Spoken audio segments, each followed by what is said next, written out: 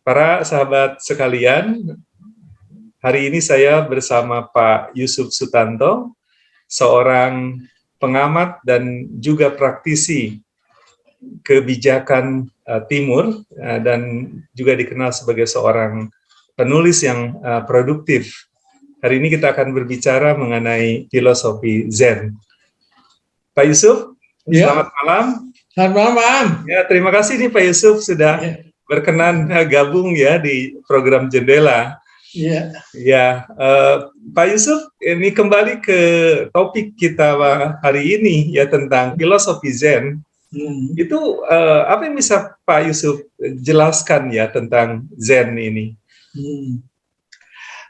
Begini, pada tahun berapa saya lupa itu di Jepang itu mengeluarkan Mazda kecil, mobil yang kayak kaleng kerupuk gitu, biru telur asin itu. Nah, saya itu waktu itu masih di Bandung dan melihat itu bagaimana orang dengan bangganya bisa memiliki itu. Nah, setelah saya itu pergi melanjutkan studi ke Jerman, dan lalu setelah itu saya dapat training di Jepang, saya kok kaget, Mazda yang begitu sudah kagak ada lagi. Supermarket, jalan di atas supermarket, shopping mall segala, kereta di bawah tanah, segala macam, mobilnya juga Mazda sudah ya sedan betul lah, bukan seperti kecil tempo hari itu. Itu tahun berapa Pak Yusuf?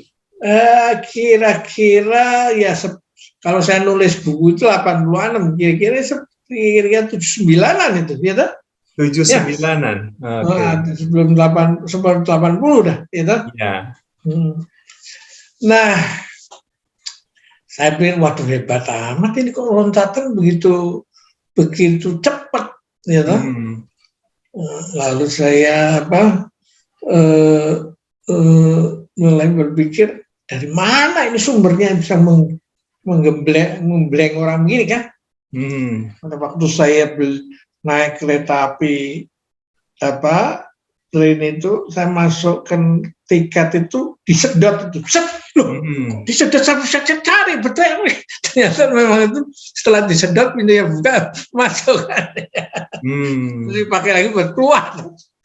Jadi itulah orang yang masih teknologinya dari negara dengan teknologi belum maju, kita masuk ke satu tempat begitu kan? Iya. Nah, lalu saya training di sana dan saya pada waktu itu pas selesai saya ngambil cuti unpaid leave termau sebulan lah. Dan saya mengunjungi sebuah kuil di Fukui Prefecture sana, kuilnya namanya Eiheiji, tempat berdirinya pusatnya Zen, aliran Soto, gitu. Oh, itu ada aliran-aliran ya? Soto sama Rinzai itu yang gede, yang paling main.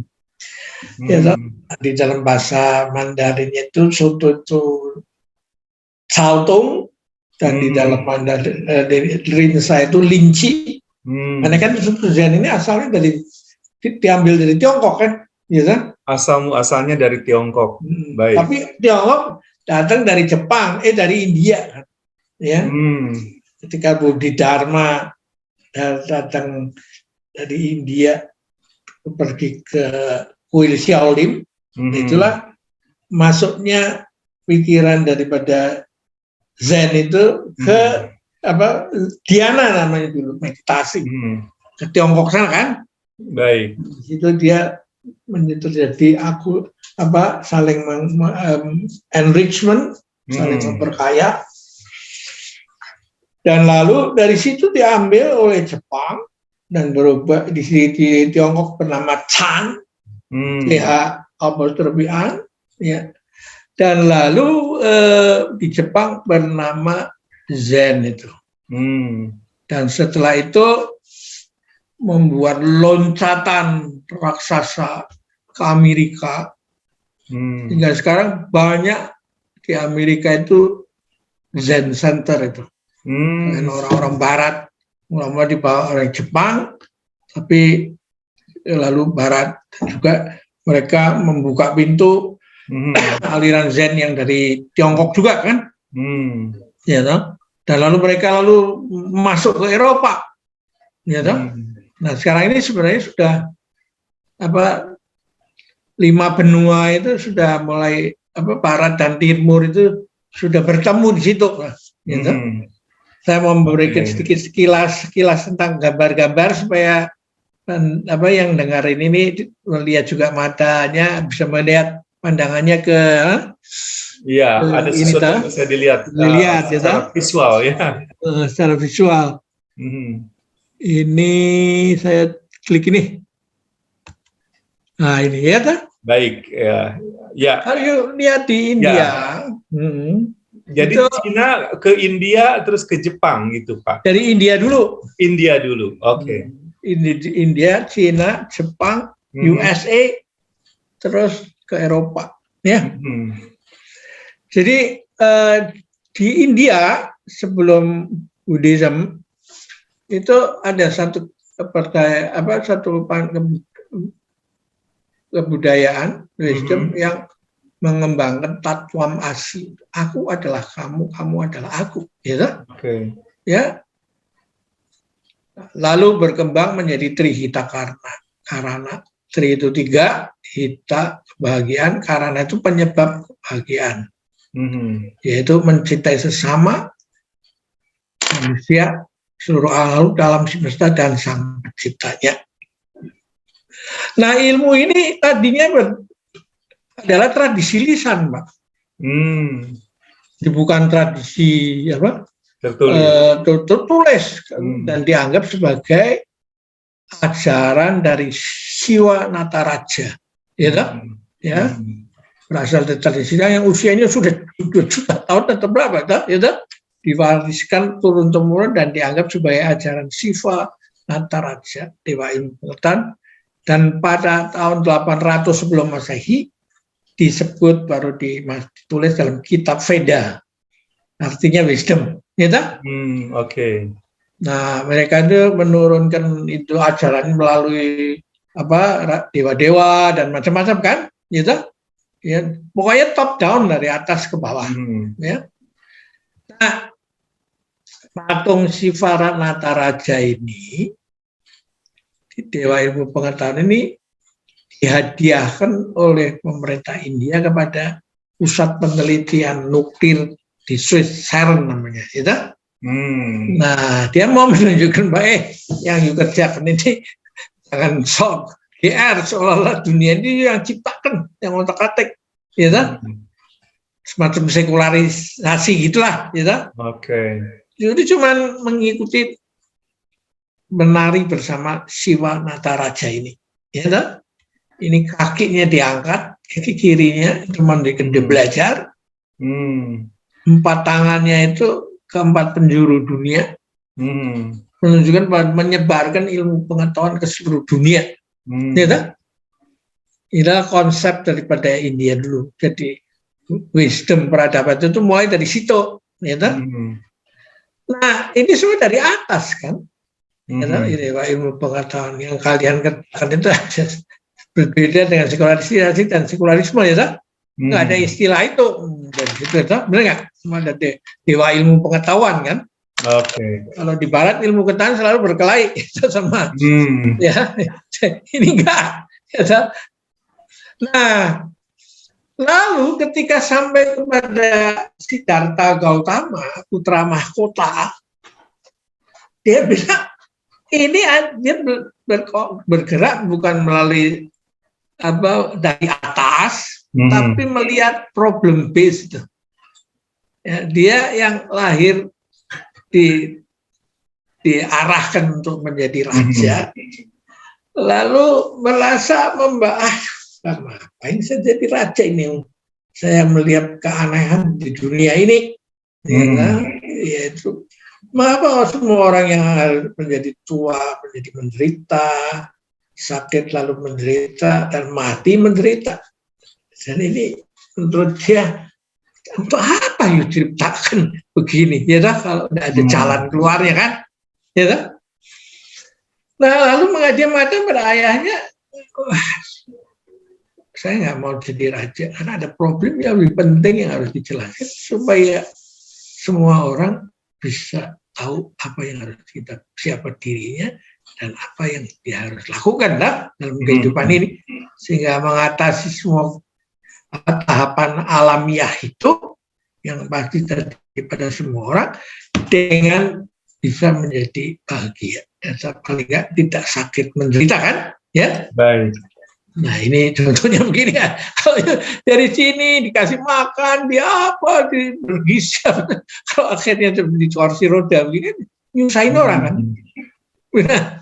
Nah itulah makanya dia menjelaskan itu sampai pada suatu keadaan di mana saya nggak bisa pakai dengan ceramah aja nih, saya harus action.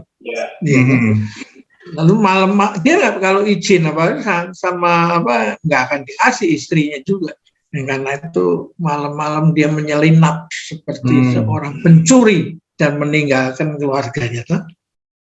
Dan lalu dia masuk ke hutan untuk mencari pencerahan bagaimana itu bisa terjadi kan, supaya saya bisa mengatasi itu semua.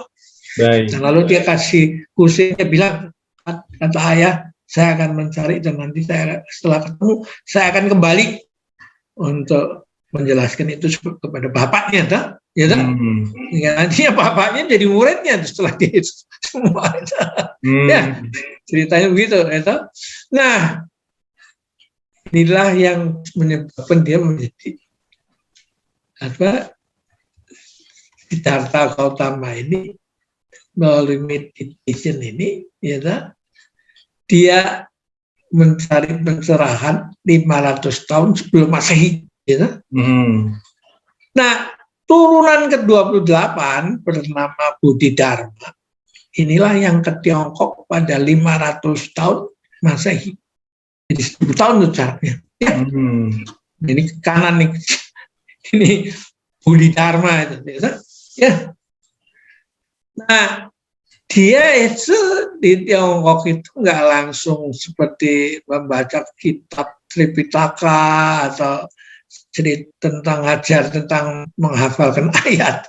Dia itu bermeditasi 9 tahun facing the wall gitu. Ya, ya ini nanti apakah nanti urusan ini saya jelasin, karena di Tiongkok ini dia tidak semain-main, ini ada budaya yang tingginya juga, kunonya juga sama kan, benar kan? Ya, bahkan ada lebih kuno lagi, karena dalam arti tahun 3000 tahun sebelum Masehi itu di Tiongkok sudah ada kitab I Ching kan, The Book of Change, ya. Jadi dia nggak sembarangan langsung bicara macam-macam, kalau mau mengganti gitu aja lah, ya. Nggak bisa ini, karena itu 9 tahun dia facing the wall. Nah, facing the wall, lalu itulah yang disebut Mahayana, ya. Ini aliran Mahayana dari India ke utara, ya. Nah, nanti Theravada yang ke Indochina, dan akhirnya juga ke Nusantara sini kan. Jadi ada pengaruh India di Tiongkok ya Pak? Oh iya. Ya. Nah ketika itu dia berani gegabah di 9 tahun meditasi menghadap tembok di gua di atas kuil Shaolin. Jadi dia nggak mau masuk kuil Shaolin dulu, duduk dulu di situ selama 9 tahun itu. 9 years facing the wall. Ya. Nah di Tiongkok ini sudah ada kitab ini ya, 3000 tahun sebelum Masehi, ya. Nah, ada kitab lagi namanya Tao Te Ching di Lao Tzu kiri, ya. Isinya 5.000 kata dan 81 bab, tipis sekali, ya. Yang saya persis teknik menulisnya saya bentuk dalam bentuk slide-slide itu Pak, ya. Di website kita. Nah ada lagi kitab yang menguraikan panjang lebar, namanya 4 kitab itu. Jadi Confucius yang sebelah kanan ini Ini itu sudah diterjemahkan oleh Matakin di Indonesia sini ya, Mas Tidak Konghucu. Ini ajaran besar, tengah sempurna. Ini tanya jawab antara Konfusius dengan murid-muridnya yang Lunyu, yang Mencius ini penerusnya dari Konfusius itu namanya Bengcu Mencius.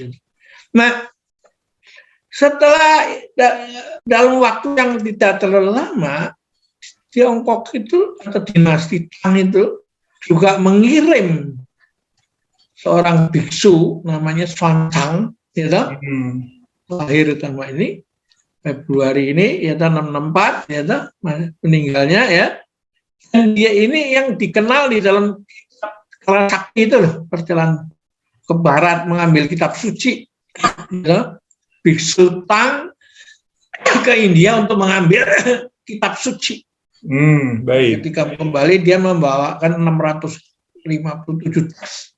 Dan ini diterjemahkan. Jadi antara India sama Tiongkok itu sudah ada dialog peradaban itu yang saling pertukaran peradaban, ya. Dan ini Xuanzang ini pergi ke kuil namanya Nalanda, ya. Di sini ya, itu pusatnya itu semua, universitasnya, dan lalu dibawa pulang, diterjemahkan itu semua. Nah, apa tekas terjemahannya ini nggak berhenti di situ juga, Pak. Lalu hanya menukar kitab suci, kan? Baik.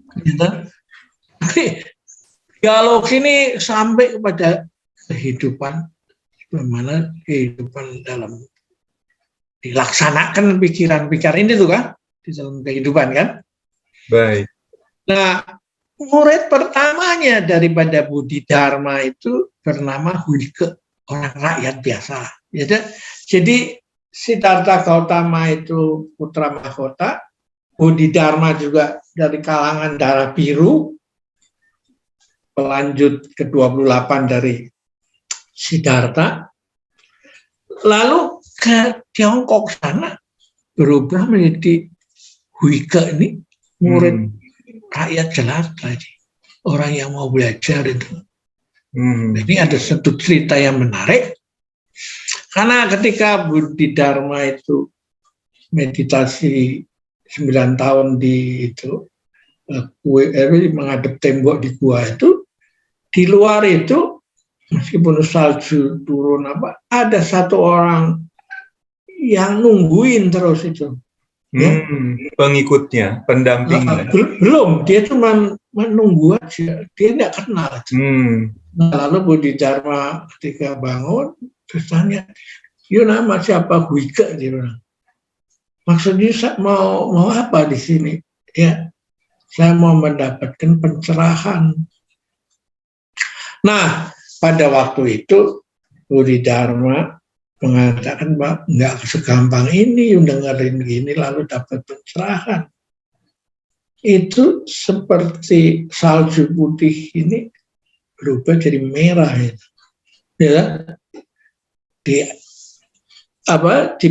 Dibuat perumpamaan seperti gitu, kan, cerita. Jadi nggak bisa, udah duduk-duduk aja dengerin ini lalu cerah.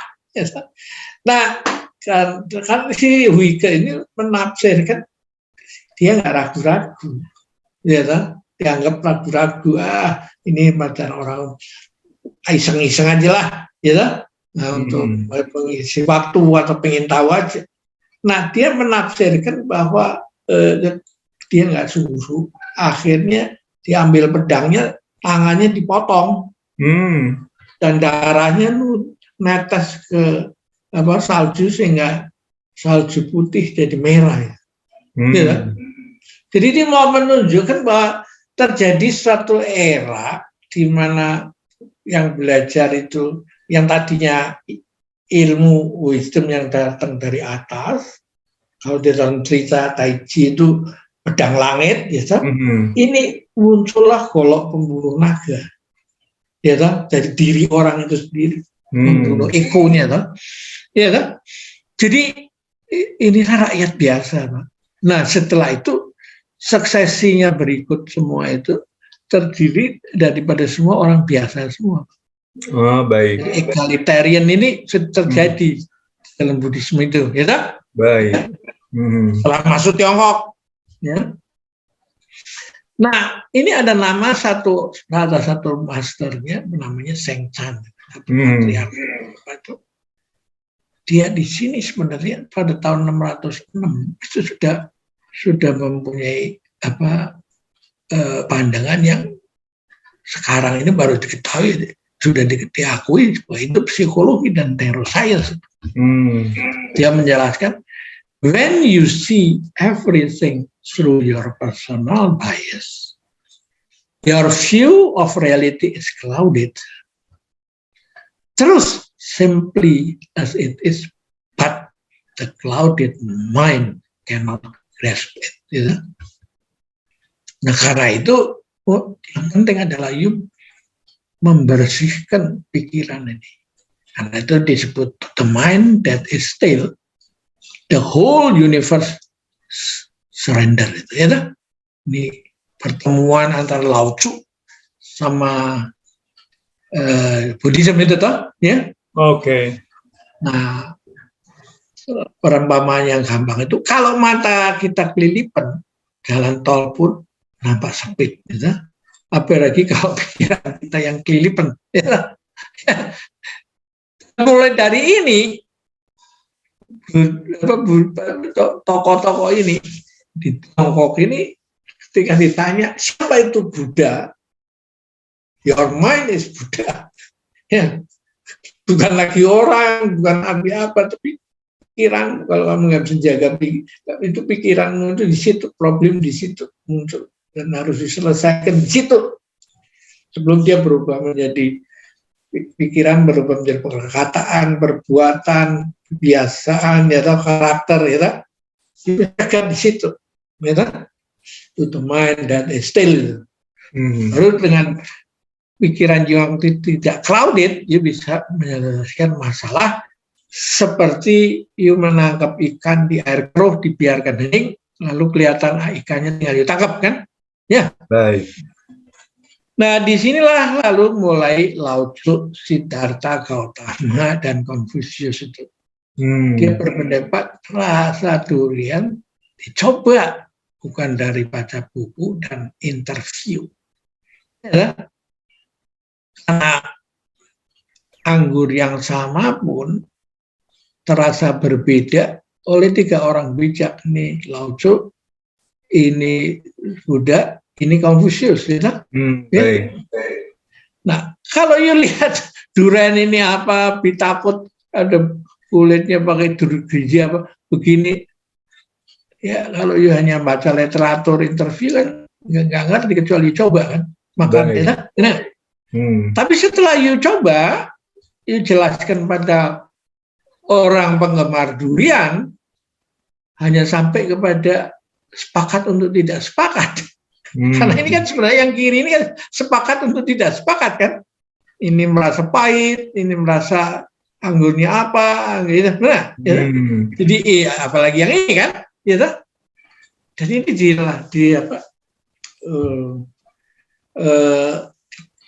disimpulkan oleh orang bijak. Nah, kita ini dalam kehidupan ini membahas sesuatu dengan persepsi kita sendiri, kan. Jadi realitas dan persepsi itu beda. Ya, gitu. Persepsi itu menurut Dasting Furmich, sedangkan realitas itu Dasting Ansich kalau bahasa Jerman, kan, gitu. Jadi karena itu bagaimana bisa demokrasi, segala macam diskusi, debat, kebebasan bicara, menemukan realitas apa segala, tidak bisa tanpa yuk menyadari realitas ini. Karena itu orang zaman dulu sudah berpendapat menjadi as an open-ended of the journey of civilization. Ya? Nah, Jadi jangan berhenti lalu kalau ada perbedaan dan berhenti lalu cari senjata, dukungan lalu berkelahi. Itu mah bukan peradaban. Nah, ya. Jadi tidak, orang zaman dulu sudah berpikir begitu. Satu demokrasi yang nilainya lebih tinggi daripada demokrasi yang sekarang ada di Barat ini kan. Ya. Yang konsepnya bebas bicara, ngobrol-ngobrol sampai selesai voting. Jebret. Ya. Dan setelah menang, the winners boleh take all. Ya. Nah, lalu yang dijanjikan rule of law tiba-tiba diubah jadi law of the ruler kan. Jadi menarik sekali bagaimana pemikiran ini juga ada di budaya Sunda itu. Sili asih, asa, asuh, wangi. Itu aslinya saya dikasih tahu begitu sama orang tua di Barat sana. Sedangkan yang dikenalkan masyarakat sudah terbias sama terkontaminasi dengan pikiran asah dulu. Setelah itu asih. Baru ya sudah kacau kalau diasah aja hasilnya. Begitu, benar? Orang itu asih duluan ya. Iya, asih harus dulu. Menarik. Dari mana itu sudah bisa begitu? Saya jelaskan ini. Ya? Baik. Nah, dari situlah maka dia mengajarkan berbagai macam teknik sebenarnya. Jadi dia mengatakan begini, ada dua orang bertengkar, ya toh, tentang serius dan hampir adu jotos itu. Yang satu berpendapat bendera berkibar menyebabkan terjadi angin. Yang satu bilang karena angin menyebabkan bendera berkibar itu. Sang suhu lewat dan melihat orang berkelahi gitu. Lu mau bicara apa? Ya ini guru ini, wah ini saling membenarkan. Tidak? Baik. Gurunya bilang bukan bendera, bukan angin, tapi pikiranmu yang berkibar. Ya? Nah ini ya. Jadi ketika you nggak bisa nenangkan pikiran, maka pikiran itu akan mengembara kemana-mana. Ya, baik. Seperti bendera. Ya, itu kira-kira begitu. Nah, terus semua latihan meditasi dan lain-lain itu adalah latihan gitu semua. Ya, nah, orang yang hidupnya sudah begini, lalu digerogotin oleh stres. Ya. Karena itu kalau you nggak bisa ngatasin stres ini, ya you akan hancur juga. Karena stres ini nggak ada farmasi yang bisa ngatasi permanen, hanya semacam obat tidur aja penenang, setelah hilang ya balik lagi kan, benar? Ya. Jadi inilah makanya ilmu-ilmu ini sudah menjadi semacam diambil alih oleh ilmunya orang-orang kedokteran, gitu. Ya, jadi sudah tidak malu-malu lagi kalau belajar ini seolah mau belajar Buddhisme. Tidak ada minat untuk menjelaskan itu. Tapi saya hanya mengajarkan teknik cara mengatur supaya tidak mati kan ini toh. Nah, berbeda dengan cara pandangan Barat yang konsepnya veni vidi vici. Saya datang, lihat dan menang itu. Ya, nah menangnya isinya apa terserah, yang penting menang aja gitu. Benar? Ya? Nah, kalau lihat begitu, maka ya ini memang beda. Dan karena itulah kalau lihat perjalanan perperangan Rusia dan Ukraina itu segala macam dan sekutu-sekutunya masing-masing itu ya begitu. Ya, jadi karena pemahaman mereka terhadap pikiran itu menjadi tidak tahu, sehingga benderanya dia yang berkibar dianggap yang paling benar kan, ya kan? Baik. Lalu berkelahi terus kan. Nah sampai kapan dia mau diamkan ini, ya kan? Dia masih mengharapkan dari ada satu nabi dari luar menjelaskan itu, atau you sendiri yang harus belajar? Nah, ini yang disebut golok pemuru raga, ya, ya. Di dalam sering saya cerita itu ya. Nah, ini pada penerus ke-6 ada yang terakhir patriark itu di Tiongkok sana itu bernama Huineng. Ya. Nah, ini lalu dia yang mengadakan pembaruan, lebih meningkat lagi. Jadi pikiran itu harus dikembangkan menjadi hardening, jernih, ya, bukan digosok terus, gitu. Ya. Lalu dia mengatakan karena kitab-kitab itu hanya seperti telunjuk menunjuk ke rembulan yang sama. Kalau you hanya diskusi tentang telunjuk tanpa melangkah ke rembulan, kapan you sampainya, kan? Benar nggak? Karena itu adalah you berdiskusi tentang angin yang meniup atau bendera yang berkibar, kan? Karena you tidak pernah jalan melaksanakan itu. Nah, karena itu ketika konteks kan pindahan dari 5 sampai ke 6, memilih yang ke-6, yang ke-5 itu mengatakan pada semua bapak murid-muridnya, saya mau mundur dan mencari pengganti yang ke-6. Meneruskan. Dan semua anggota terbuka boleh ikut, dan syaratnya menuliskan syair yang dipelajarin selama ini, esensinya, substansinya, tidak di tembok supaya bisa dibaca oleh semua murid-murid, ya kan? Nah, yang tertua, Sun Tzu ini namanya, menulis syair ini, tapi dia malu-malu tidak sebut namanya, Kak. Meskipun orang tahu ini nggak ilmunya nggak bisa ditulis oleh orang yang pemula, kan?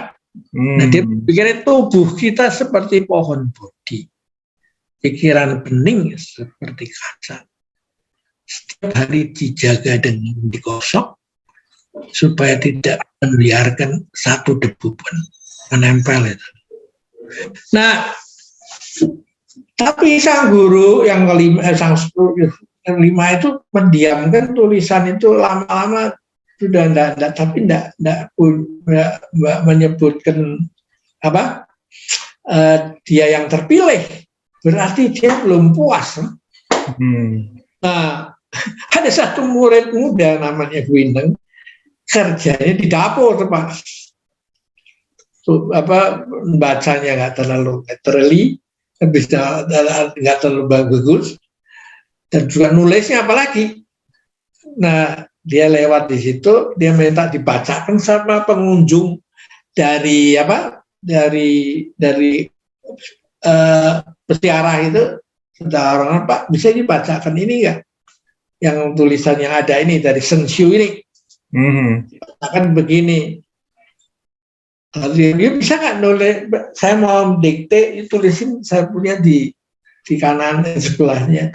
Nah, ini yang dia tulis itu. Dari semula tidak ada pohon, bodi, dan cermin mengkilat. Karena semuanya kosong, bagaimana bisa debu melekat? Gitu. Ya. Jadi ini sebenarnya lampiasan daripada kekosongan itu yang membuat bisa menjadi isi, ya. Benar? Ya. Jadi kalau tiap hari harus menjalankan ini semua segala macam, tapi dia masih punya keinginan untuk berambisi, ya kan? Ya, itu percuma juga. Tapi kalau kerjakan semua itu tanpa ambisi untuk menjadi milikmu, tapi hanya mau perfeksionis saja, ya kan? Karena kamu sudah nggak punya ambisi apa-apa, itulah yang tertinggi. Nah, akhirnya Huineng ini yang dipilih, Pak. Tapi sang guru tahu kalau diumumkan ini anak muda, bahasanya aja nggak terlalu tidak, literaturnya kurang buta huruf, pemahaman terhadap itu juga nggak. Ini orang akan marah. Dan karena itu pada malam itu juga dia disuruh datang ke kamarnya guru, dan malam itu dikasih, dia punya jubah simbol penerusan itu sama mangkok untuk sebagai dia diangkat menjadi yang ke-6. Oke. Nah, lalu besok paginya yuk harus meninggalkan ini, dan sekarang juga siap-siap besok pagi meninggalkan ini dan pergi ke selatan itu untuk menyebarkan pikiran ini di selatan itu. Ya, karena kalau di sini digebukin habis sama gengnya kakak seperguruan kan. Ya. Nah, itulah kira-kira saya kasih Yusuf gambaran supaya ketika membahas Zen apa segalanya teknis saja tahu latar belakangnya. Iya, latar belakangnya panjang kan berkembang. Nah, kita berhenti sini dulu, tinggal apa yang kira mau tanyakan. Baik, ya. Jadi itu tadi perjalanan panjang ya dari filosofi Zen sampai di Jepang ya. Jadi kalau bicara asalnya itu dari India, terus kemudian China atau Cina, dan kemudian diadopsi, dilakukan semacam penyesuaian ya menjadi satu filosofi yang sekarang berkembang di Jepang. Itu ya Pak Yusuf. Jadi apa yang membuat kemudian filosofi Zen ini atau Jepang itu mengadopsi, memodifikasi ya, terus kemudian menjadi Zen sekarang? Tadi kan latar belakangnya panjang ya, tapi kenapa filosofi ini yang dipilih ya, yang kemudian menjadi satu fundamen pemikiran lah dari Jepang ya, sampai kemudian bisa memberikan kemajuan seperti yang mereka alami sekarang ini? Nah itu begini, jadi Jepang itu kan negara yang nggak punya sumber daya alam kan. Iya. Konsepnya ya nggak saya dari manusianya kan.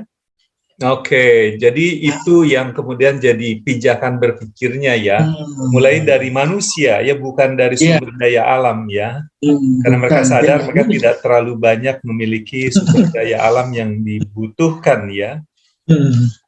Oke.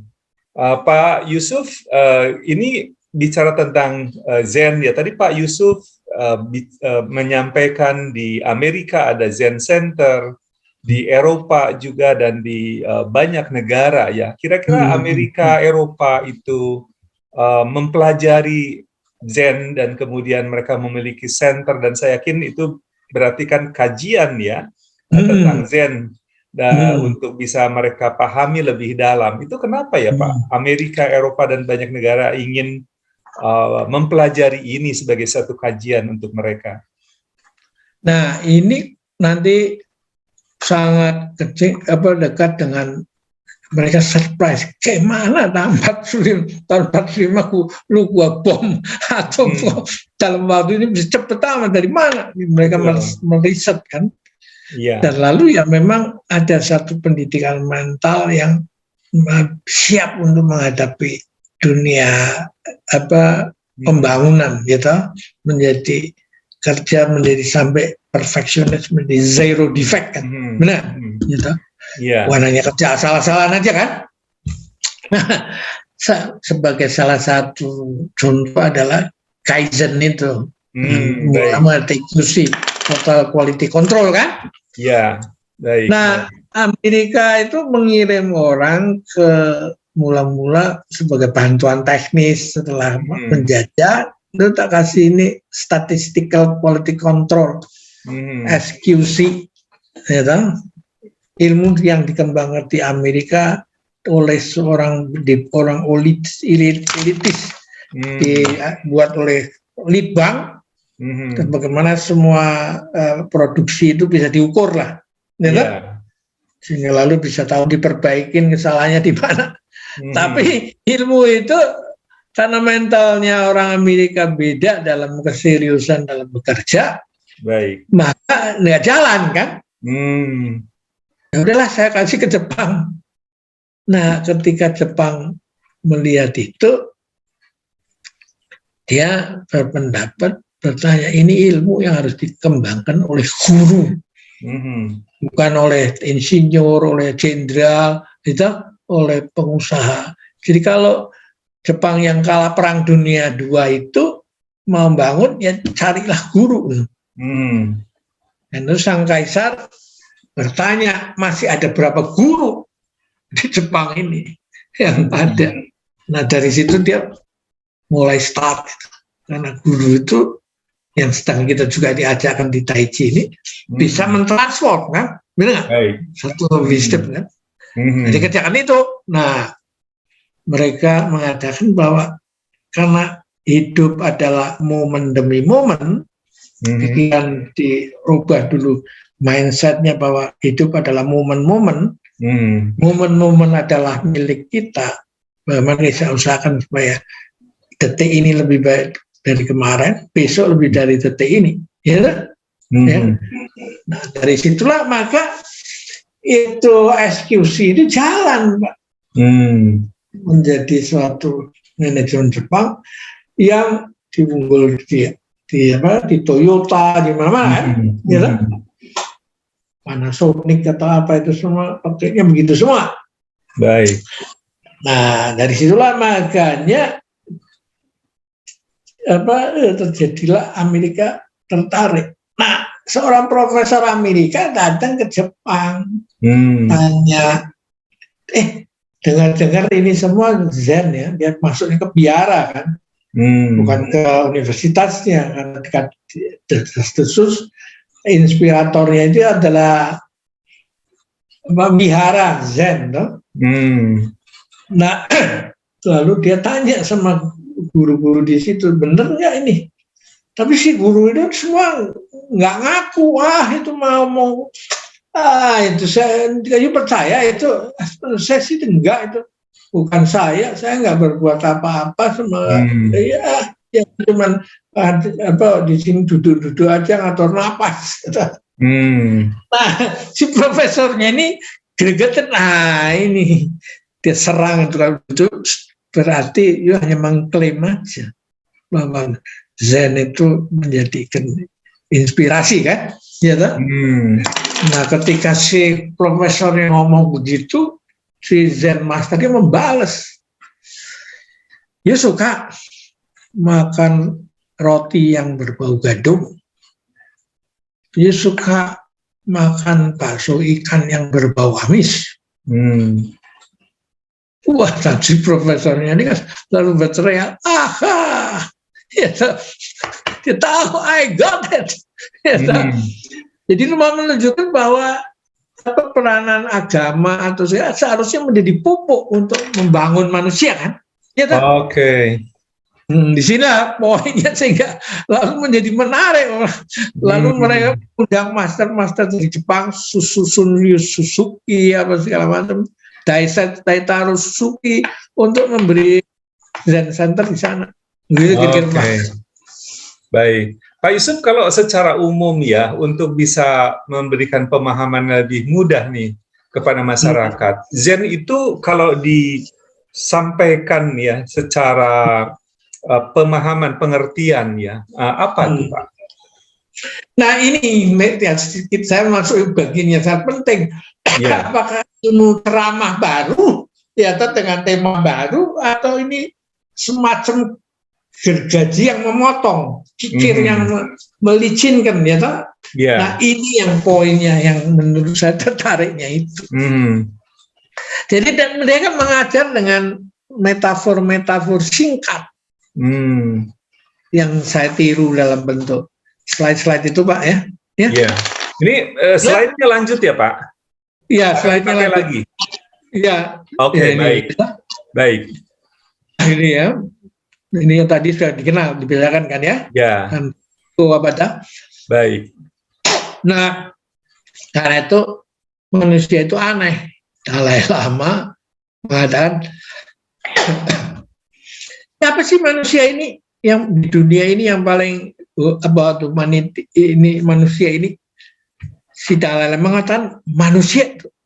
Why? Because he sacrificed his health, dia mengorbankan kesehatan untuk mendapatkan uang. And he sacrifice money, membuang uangnya untuk mendapatkan kesehatannya kembali. And then he is so anxious, dia sangat ingin tertarik about masa depan ini. Bagaimana masa depan saya sudah mati? Diskusikan, benar, dikhawatirkan. Ya, toh? So that he doesn't enjoy the present. Ya, toh? The result being that he does not live in the present or either in the future. Jadi si orang zaman sekarang ini lalu hidupnya itu ngawang aja, tidak hidup di dalam masa depan karena belum mati. Ya, di masa lalunya dia sudah tinggalkan, ya, pikirannya sudah melayang ke sana kan. He lives as if he is never going to die. Lalu berdoa supaya dia tidak boleh mati. So, akhirnya dia mati tanpa pernah hidup, benar-benar kan? Benar. Karena tidak hidup momen demi momen. Nah, ini yang bisa diajarkan pada awam, ya kan? Ya. Karena you berdoa minta panjang umur, kan pada saat pertemuan pertama sudah ada future separation kan? Siapa yang mati dulu kan? Benar nggak? Ya kan? Jadi kenapa you berdoa-doa supaya bisa panjang umur? Kenapa enggak you hidup sekarang dan di sini aja? Ya kan? Hingga kalau itu baik, otomatis you panjang umur kan? Benar? Ya. The goal is in the process disebutnya. Ya. The goal is the process. Okay. It's in the process. Nah, karena itu hanya orang yang mau terus belajar bisa menjadi pemimpin. Ya. Nah, ini diajarkan oleh Profesor Tu Weiming yang saya undang ke sini. Learning the truly self-realization. Learning to be humans, learning for the sake of the self. Self is not an isolated atom, not a single and separate individuality. Self is being of relationship. The sum of its relationship as a center of relationship, gitu. Dan ini terus menerus dia tinggal dibaca. Ini kan sebenarnya silih asa wangi kan. Oke. Makna itu ada di sana ya. Maknanya ada di sini. Seperti ini kalau Profesor Tu Weiming menjelaskan, dia dari Harvard kan. Iya. Audiensnya kan beda kan. Dia harus bisa menjelaskan, nggak boleh singkat begitu aja Pak. Ya toh? Nah, inilah menariknya itu. Dia mengatakan truly self-realization terjadi apa? Pada mereka yang committed to the cultivate their personal life for its own sake, can have inner strength, kekuatan dalam ya untuk self-realization dibandingkan dengan orang yang mau cari kedudukan, pangkat, apa segala macam itu. Ya kan? Jadi dari di hidup manusia itu jadi manusia dulu. Jangan belajar supaya dapat kerja. Itu nanti kerjaan datang sendiri. Benar? Ya? Nah, ini menurut saya Tu Weiming ini luar biasa ini, ya kan? Kalau masuk HRD masuk ini, lalu pendidikan HRD beda, ya kan? Benar, bagi di universitas itu pada saat membuat siapa itu self itu beda. Nah ini, you harus selfnya harus berkembang, self transformation. Aku sama Dion, ya kan? Hati, ya kan? Nah, yang lalu yang ke selatan itu Theravada alirannya, ya toh? Tadi yang ke utara kan ke Tiongkok sana kan, menjadi Zen kan. Nah yang ke selatan ini sampai Palembang, Karawang nanti itu segala macam di Wihara Batu Jaya itu, ya kompleks itu yang ke selatan itu, ya. Nah kompleks Candi Batu Jaya, nah ini menarik, didirikan pada abad kedua. Abad kedua dan dibuat dari batu bata. Jadi tanah yang sudah diintroduce in teknologi. Bukan seperti Prambanan dan Borobudur yang mendut itu batu diukir kan, digosok kan. Gitu. Karena Jawa Barat ini nggak ada bukan tempat yang seperti itu kan, batu-batu kan Pak, ya? Ya betul. Jadi ini dari tanah dijadikan batu bata ya. Ada teknologi dibakar apa toh? Nah, Oke, dibakar dan seterusnya ya. Oke. Itu bedanya ya mengenai penggunaan bahan ya untuk fondasi untuk dinding. Oke. Jadi ada kemungkinan bukan dengan ditemukan ini oleh Pak Hasan Zafar, arkeolog dari UI, sudah datang banyak dari orang dari seluruh dunia itu arkeolog, karena ini akan merubah persepsi Pak. Dari India ini masuk melalui Cimano itu, ya, benar? Jalur maritim kan, benar? Oke. Ya, bukan setelah itu baru ke Borobudur dan Prambanan dan lain-lain kan, benar? Oke, ya? Jadi ini jauh lebih awal ya? Nah, lebih awal ini yang betul rame itu. Iya. Ya. Nah, karena itu mereka menggunakan metode mendidik yang langsung menohok, langsung ke pikiran dan perasaan. Tidak tergantung pada kata-kata dan kitab. Jadi ketika you baca kitab, yang ditanya you paham enggak, bukan hafal. Nah, inilah yang disebut directly pointing to the mind itu, gitu. Ngerti enggak itu? Ya? Jadi dia enggak, bukan menjadi penghafal gitu. Dan cara menghadapi berbagai itu perjalanan ribuan kilometer dimulai dengan satu langkah dan diperbaiki terus-menerus, gitu. Nah, inilah makanya dia sampai kepada konsep minimalis. Ya, kalau you bisa bikin paper, ngapain buku? Oke, yang lebih singkat ya. Nah ini ya sekarang mendapatkan saatnya yang kondusif untuk muncul, karena generasi milenial itu sudah nggak ada yang mau baca buku tebel-tebel. Nah, karena saatnya mereka mengerti metodologi daripada Zen ini. Zen tidak ingin pindah agama, nggak ada, jangan nggak ada urusan dengan itu. You pelajari, you punya itu substansi, you punya milik sendiri. Ya, look at your own treasure house itu. Lihatlah, tidak di you punya gudang, semuanya ada di dalamnya. Everything within, kata orang Zen. Ya. Nah itu yang tahu tidak mau bicara, yang bicara tidak tahu. Ya, itulah sebabnya orang yang sudah mendapatkan pencerahan, dia pelit di dalam bicara. Karena takut salah ngomong. Ya, saya kalau dirasa durian begini salah. Ya, dan setelah itu saya takut kalau ditanya ini sudah kerjain belum? Belum. Ya. Jadi nggak ada guna itu oleh orang-orang Zen. Ya. Oke. Jadi Pak. Baik. Jadi tadi bicara tentang esensi, itu Zen itu apa kalau Pak Yusuf menjelaskan ya dari pembicaraan kita ini? Kalau bahasa aslinya dhyana itu meditasi kan? Meditasi. Dhyana itu.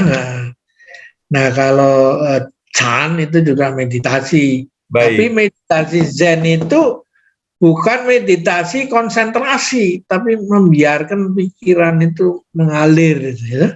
Hening. Gitu. Satu bentuk meditasi yang membiarkan pikiran mengalir. Gitu.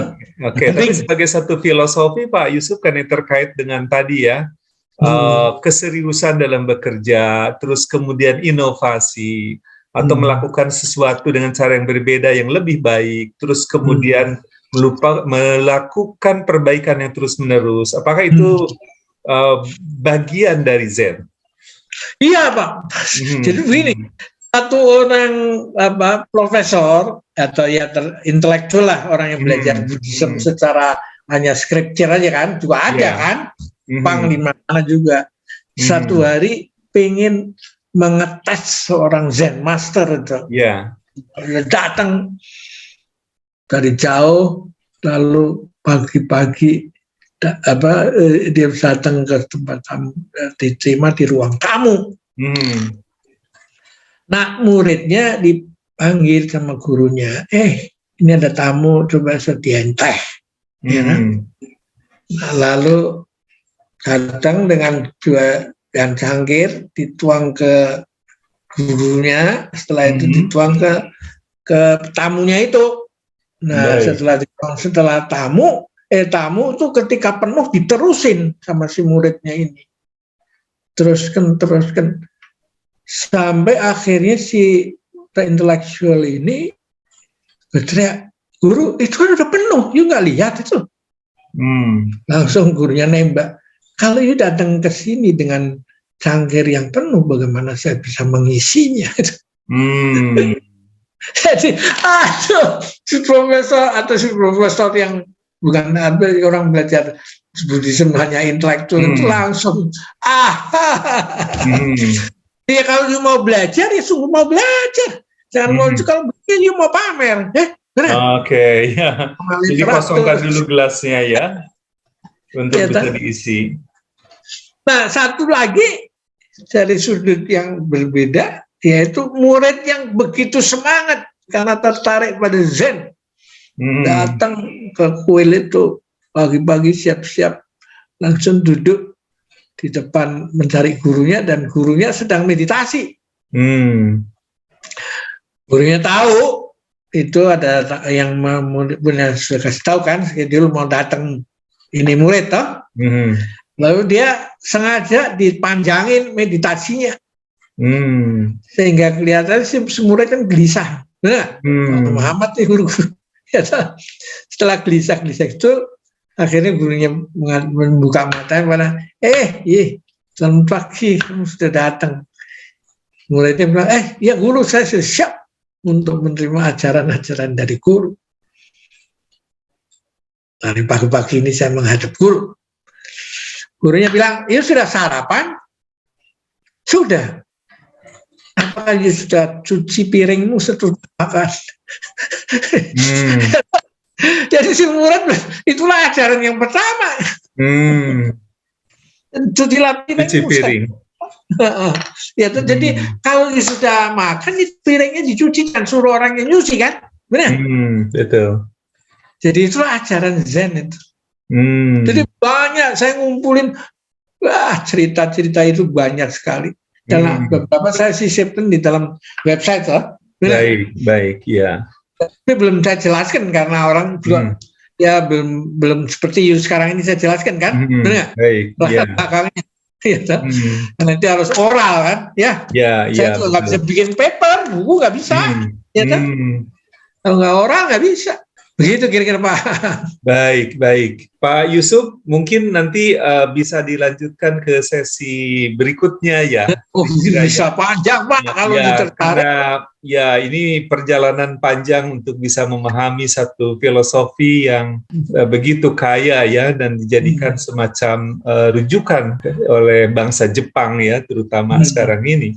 Nah, ini terakhir Pak Yusuf. Ini saya mau kasih tutup dengan satu.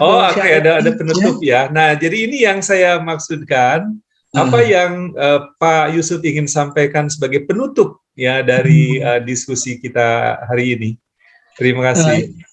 Ini Pak Dalai Lama ini menjelaskan bahwa ketika ditanya agama terbaik adalah agama yang membuatmu menjadi orang yang lebih baik. Iya. Jadi bukan bicara tentang telunjuk mana yang paling baik. Oke. Jadi orang baik toh? Ya, yang bisa menjadikanmu orang yang lebih baik. Lebih berwelas asih, lebih berpikiran sehat, lebih objektif dan adil, lebih menyayangi, lebih manusia, lebih punya tanggung jawab, lebih beretika. Agama yang punya kualitas seperti itu adalah agama terbaik. Ya, ini Dalai Lama ngomong, gitu. Ya. Jadi yang penting menjadi orang baik, Pak. Ya, dan ini yang juga mungkin adalah kucingnya bisa belang-belang atau warna. Ya, penting menangkap tikus. Ya. Nah, you juga punya ajaran, semua ajaran ini hanya seperti tunjuk yang menunjukkan kayak nih Gus Dur. Kalau kamu berbuat baik, orang tidak akan bertanya suku dan agamamu, kan? Benar? Lalu punya juga kata sebaik manusia adalah yang bermanfaat bagi seluruh alam semesta. Bukan yang banyak baca kitab, banyak ritual, tapi kalau dia tidak bermanfaat bagi alam semesta ya enggak. Ini toh. Karena inilah roadmap pendidikan karakter. Perhatikan pikiran. Nah, karena akan menjadi kata-kata. Perhatikan kata-kata karena akan menjadi perbuatan. Perhatikan perbuatan karena akan menjadi kebiasaan. Lalu menjadi karakter, dan akhirnya menentukan masa depanmu. Sudah di sini. Nah.